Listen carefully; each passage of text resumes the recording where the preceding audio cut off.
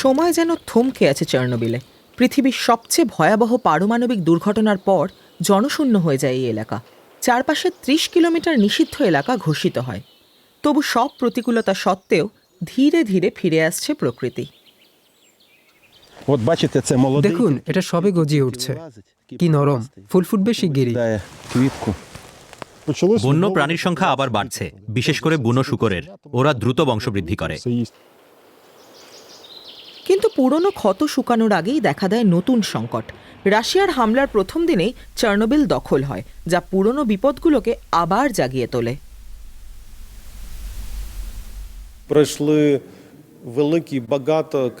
কয়েক কিলোমিটার দীর্ঘ সামরিক গাড়ির বহর যায় এখান দিয়ে। সারি সারি গাড়ি আসে, রুশ সেনারা জঙ্গলে ঘাঁটি গাড়ে।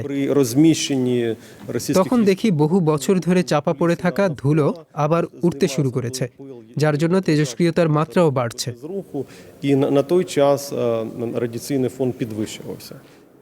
সেনারা পিছু হটলে তেজস্ক্রিয়তার মাত্রা কমে, কিন্তু ঝুঁকি কমে না। চার্নোবিল বেলারুশ সীমান্তের কাছে। রাশিয়ার বাহিনীকে প্রাথমিক হামলার জন্য বেলারুশই নিজেদের এলাকা ব্যবহার করতে দিয়েছিল, তাই ইউক্রেনের প্রতিরক্ষার ক্ষেত্রে এটা স্পর্শকাতর এলাকা।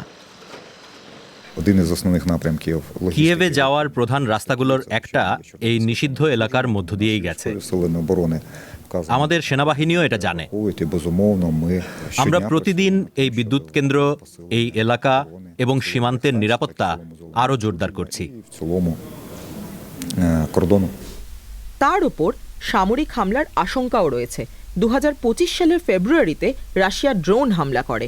তাতে চতুর্থ রিঅ্যাক্টরের ওপর তৈরি নিউ সেফ কনফাইনমেন্ট কাঠামোটা ক্ষতিগ্রস্ত হয়। পারমাণবিক নজরদারি সংস্থা IAEA এর মতে এই আঘাত কোনো বিপদ সৃষ্টি করেনি, তবে কাঠামোটার তেজস্ক্রিয়তা আটকে রাখার ক্ষমতা কিছুটা কমেছে। এখন তেজস্ক্রিয়তার মাত্রা আর বাড়তে দেখছি না। হামলা হওয়ার সঙ্গে সঙ্গে এই মাত্রাটা অল্প সময়ের জন্য বেড়েছিল, তবে চারপাশের পরিবেশে তার প্রভাব তেমন একটা পড়েনি। গ্রিনপিসের সাম্প্রতিক এক মূল্যায়ন আরও গুরুতর আশঙ্কার কথা বলছে। পরিবেশবাদী এই সংগঠন সাবধান করছে, মেরামতের কাজ কিছুটা হলেও সুরক্ষা ব্যবস্থা এখনও পুরোপুরি ঠিক হয়নি। ফলে তেজস্ক্রিয়তা ছড়িয়ে পড়ার ঝুঁকি রয়েই গেছে, বিশেষ করে ভেতরের কাঠামো যদি ক্ষতিগ্রস্ত হয়ে থাকে। বিদ্যুৎ কেন্দ্রের পরিচালকও একমত, আরেকটা হামলা মানেই কিন্তু বিপর্যয়।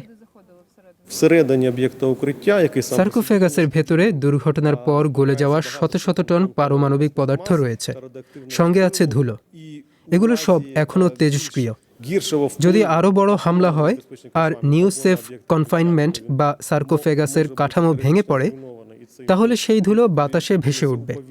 এর প্রভাব হবে মারাত্মক। প্রথমে নিষিদ্ধ এলাকাতে তেজস্ক্রিয়তার ঝুঁকি বাড়বে, তারপর বাতাস যেদিকে বইবে তেজস্ক্রিয়তার মেঘও সেদিকেই ছড়িয়ে পড়বে।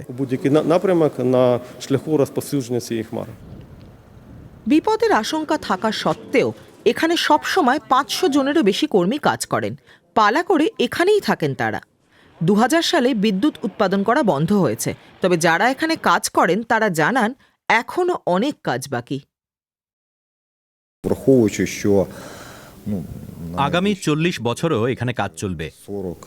বিদ্যুৎ কেন্দ্রটা পুরো বন্ধ করে দরজায় তালা ঝুলিয়ে দেয়া যাবে, এরকম দিন মনে হয় না কখনো আসবে। ব্যবহৃত পারমাণবিক জ্বালানি ধরে রাখার জায়গাটা 100 বছরের জন্য তৈরি। তারপর কি হবে সেটা আমরা জানি না। মানুষ এখনো সেটার সমাধান খুঁজে পায়নি।